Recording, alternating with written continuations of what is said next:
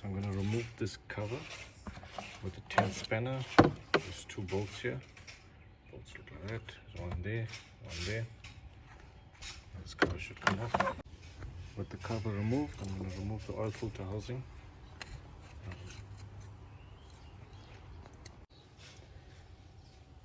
Turning towards my right to loosen it.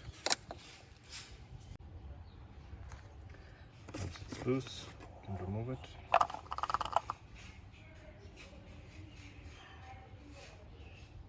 Three seals, one here, one there, and a big one here, and replace it with the set that it would have come with. Put on the new filter, and we're going to put it back in.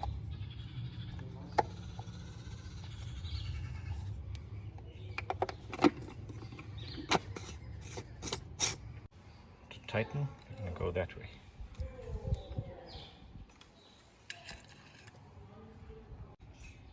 Before removing the sump plug, remember to open the cap.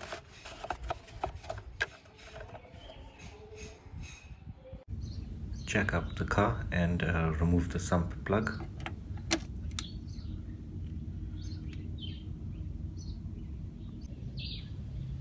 Drain the oil.